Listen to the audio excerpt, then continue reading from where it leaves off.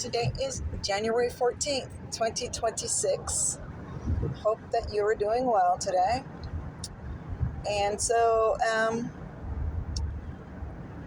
today we're going to talk about being versus doing. And it seems, at least from the perspective of the speaker, that we have gotten to a moment here where being is the thing now. Being is the thing. But what does that mean, be? We always hear that, right? Just be. Be present. We've kind of touched on this in other recordings here, but what is it? Well, I know there's a verse in the Bible, and so we're going to bring that into the conversation here. And the scripture, the verse says, "Be still and see the glory of God." Just be still. So that's basically, you're like, okay, so what does that mean? When we do things, and we're not talking about doing things like chopping wood and boiling water and, sweeping the floor, whatever you're doing, when we do things that we think are good things to do, and we do them because we believe they're good things to do, that's what we're talking about. Now that's going to be a whole other can of worms now, because now I got people like, okay, so I'm not supposed to do good. You are supposed to do good things when they come naturally. It's good for us. It's right to do good things, right? So-called helping others, those type of things. But the problem is when we are in the business of doing good things, that becomes kind of our MO. Like, oh, Sister So-and-so, she's always doing this and that. And you're like, well, what's the problem with that? Why are you picking on Sister So-and-so for doing good things? Okay. The thing is, remember another verse where Jesus said, "Why do you call me good? No one is good but the Father." Okay? Because when that becomes part of our identity, that's the thing. Because Sister So-and-so isn't good. The speaker isn't good. Nobody's good. We're not goodness. Say that. And any of the things that we're doing when we're moving in this place that have a good effect, if it's truly good, it's coming from some other thing. We are not the source. So that's the point. For us to, decide, okay, I'm going to do some good things, and that's going to be, that's who I am. That's when people think of me, they're going to be thinking about all these good things I do. Not that that's your intention necessarily, but if it's any of that at all, anybody who knows me knows XYZ, and plug in the good thing right there. See, that's the problem, if you want to call it. That's the thing, is that when we get so we're focusing on us doing good things. Now, when we're in harmony with spirit or God or whatever you call this, the universe, source, then the good things naturally are going to express through us. Say again, through us. We're not at the helm. We're not orchestrating good things. They are just the kind of byproduct. I don't know what you call it. They're just the effect of being in harmony with truth and life. See? And so now we try to put all these various pieces together now here. So to be is to recognize that we, of our own accord and our own strength and our own intelligence and our own righteousness and all that, we doing based on that, us doing good things based on those things, it's not appropriate. If Jesus Christ could say, I am not good, why are you calling me good? Then, okay, right? Who of us standing here is going to step up and say, well, he might not have been, but I sure as hell am good. No. Oh, there's somebody. But I don't know. I'm not going to mess with that person. Anyway, so to be now. So we started this off saying, that seems to be the name of the game right now. Being.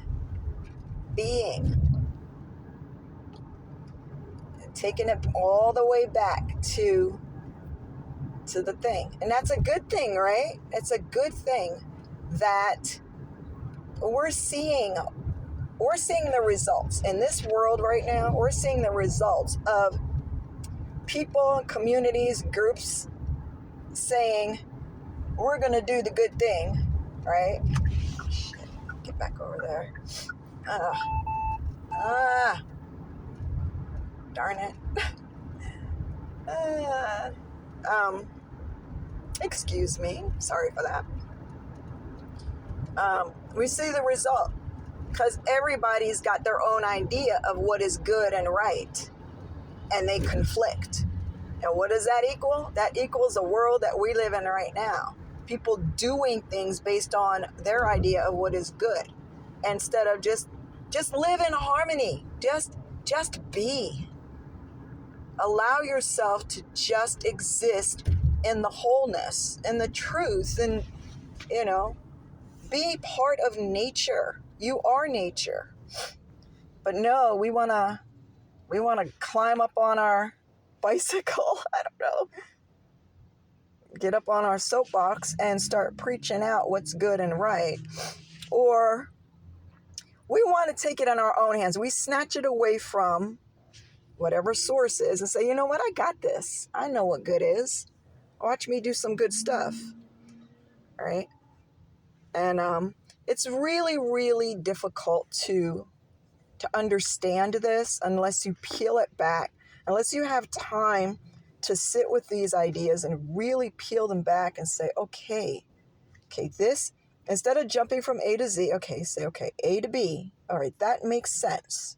Okay, B to C, that makes sense. You take the time, it's like, we take the time to understand, to have the insight and see when humans put their hand in the mix, it creates a big fat mess. All right, so it's a wonderful thing, like we started saying, it's a wonderful thing that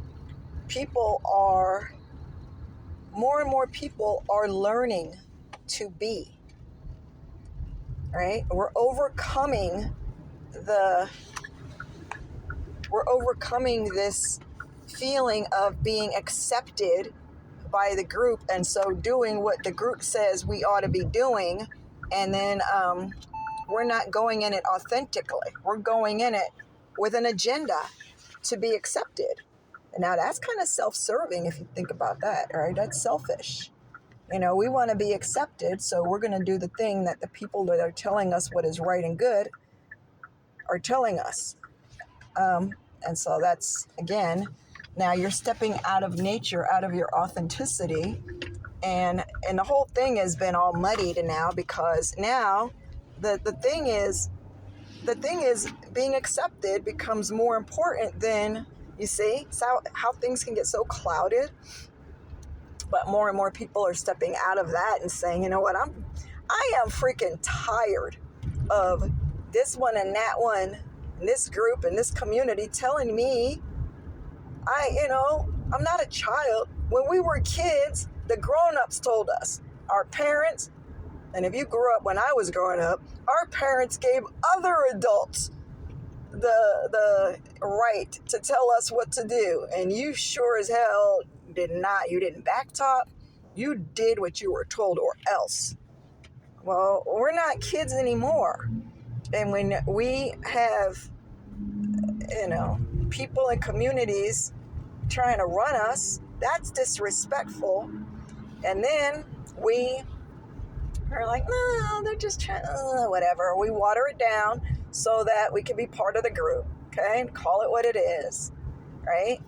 And so you see how it just gets its ugliness. It morphs into something. And so it's really nice to see that people are just done. And plus, we're living in a time of, disclosure, right? Where all this dirt that's always been there, but has been hidden from us, is coming up. The dirt is showing itself, man, in the light, and people are like, wait a minute, we've been lied to? So now, it's like, well, yeah, you've been lied to. So now it's like, okay, to hell with it. I'm not trusting the group anymore. Why did I ever start trusting the group? Because it felt good. Because you felt included. You wanted to be part of something.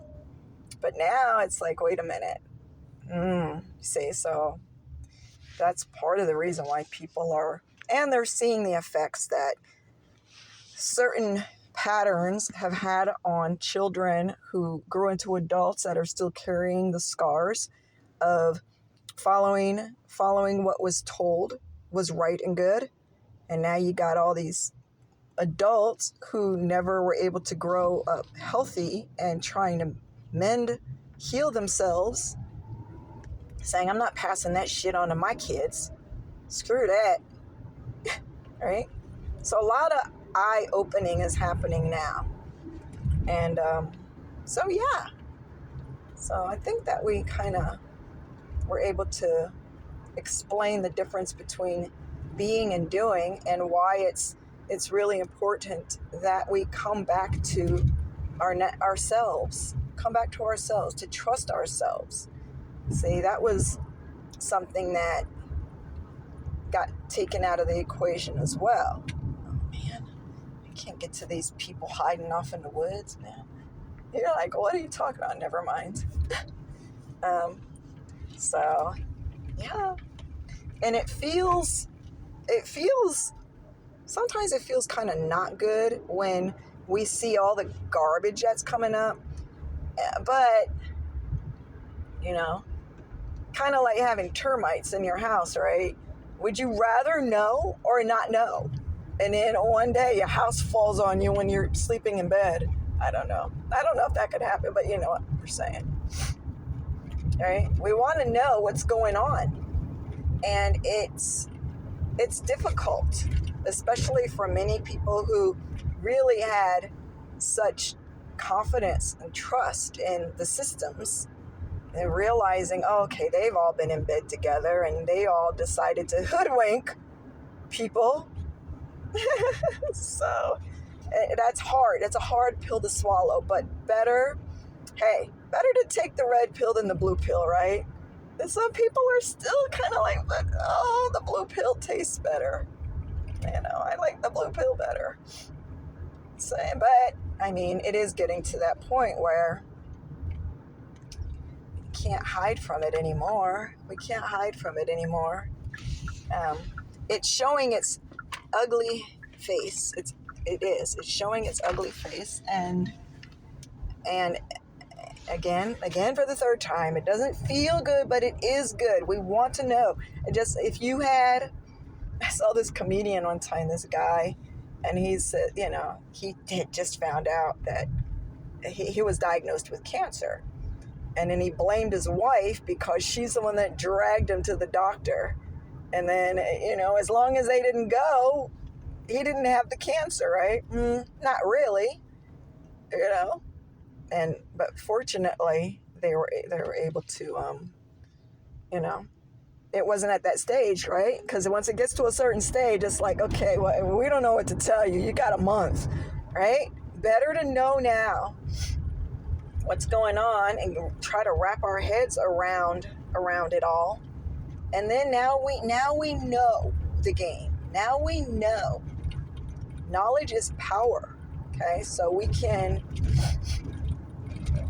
do our thing, right? So, oh, geez, so sad.